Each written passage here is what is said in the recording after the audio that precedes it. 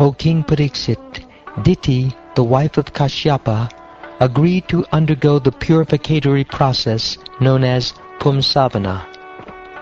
Yes, she said, I shall do everything according to your instructions. With great jubilation she became pregnant, having taken semen from Kashyapa, and faithfully began discharging the vow. O King, who are respectful to everyone, Indra understood Diti's purpose, and thus he contrived to fulfill his own interests. Following the logic that self-preservation is the first law of nature, he wanted to break Diti's promise. Thus he engaged himself in the service of Diti, his aunt, who was residing in an ashram. Indra served his aunt daily by bringing flowers, fruits, roots, and wood for yagyas from the forest. He also brought kusha grass, leaves, sprouts, earth, and water exactly at the proper time. O King Pariksit, as the hunter of a deer becomes like a deer by covering his body with deerskin and serving the deer, so Indra, although at heart the enemy of the sons of Diti, became outwardly friendly and served Diti in a faithful way. Indra's purpose was to cheat Diti as soon as he could find some fault in the way she discharged the vows of the ritualistic ceremony. However, he wanted to be undetected, and therefore he served her very carefully. O Master of the entire world, when Indra could find no faults, he thought, how will there be good fortune for me? Thus he was full of deep anxiety.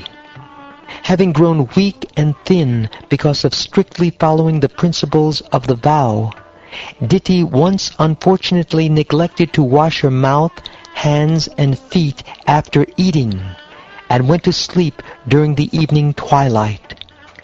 Finding this fault, Indra, who has all the mystic powers, the yoga siddhis such as Anima and Laghima, entered Diti's womb while she was unconscious, being fast asleep.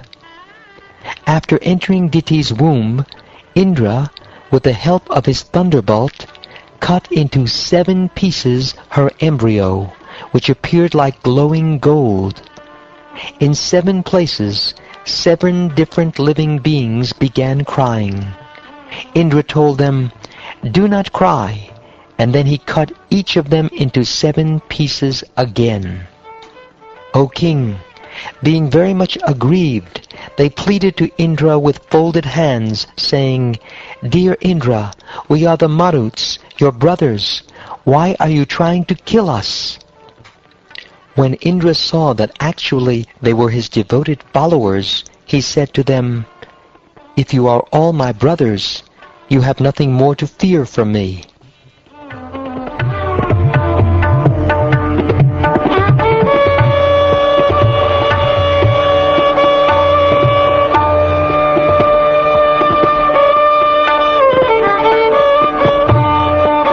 My dear King Pariksit, you were burned by the Brahmastra of Ashvatthama, but when Lord Krishna entered the womb of your mother, you were saved.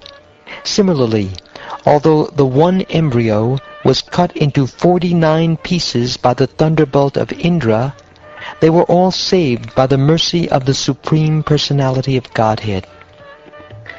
If one worships the Supreme Personality of Godhead, the original person, even once, he receives the benefit of being promoted to the spiritual world and possessing the same bodily features as Vishnu. Diti worshipped Lord Vishnu for almost 1 year, adhering to a great vow. Because of such strength in spiritual life, the 49 Maruts were born. How then is it wonderful that the Maruts, although born from the womb of Diti, became equal to the demigods by the mercy of the Supreme Lord. Because of worshipping the Supreme Personality of Godhead, Diti was completely purified. When she got up from bed, she saw her 49 sons along with Indra. These 49 sons were all as brilliant as fire, and were in friendship with Indra, and therefore she was very pleased. Thereafter Diti said to Indra, "My dear son, I adhered to this difficult vow just to get a son to kill you 12 Adityas. I prayed for only one son, but now I see that there are 49. How has this happened? My dear son Indra, if you know, please tell me the truth. Do not try to speak lies." My dear mother, because I was grossly blinded by selfish interests, I lost sight of religion. When I understood that you are observing a great vow in spiritual life, I wanted to find some fault in you. When I found such a fault, I entered your womb and cut the embryo to pieces. First, I cut the child in the womb into 7 pieces, which became 7 children.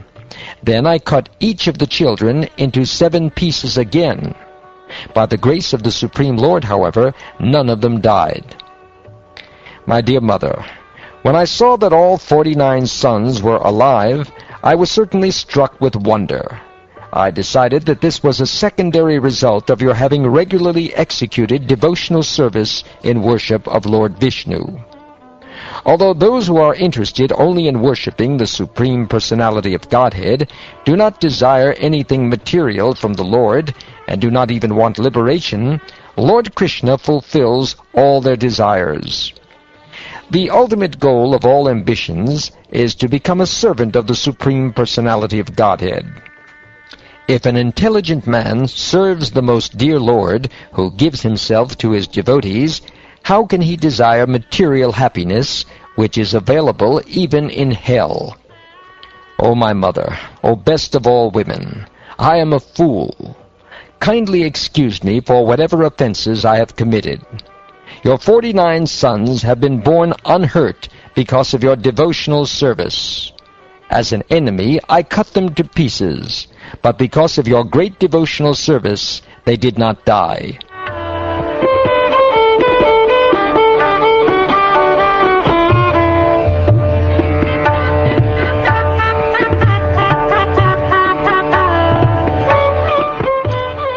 Diti was extremely satisfied by Indra's good behavior.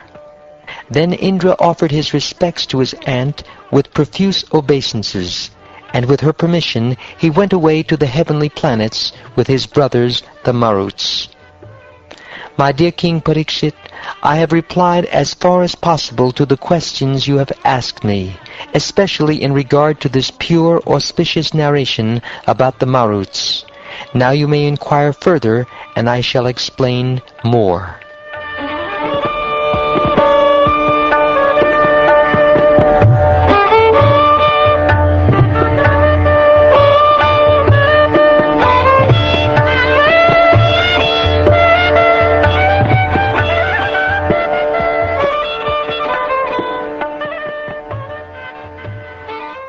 Thus ends the 18th chapter of the 6th canto of the Shrimad Bhagavatam, entitled Diti Vows to Kill King Indra.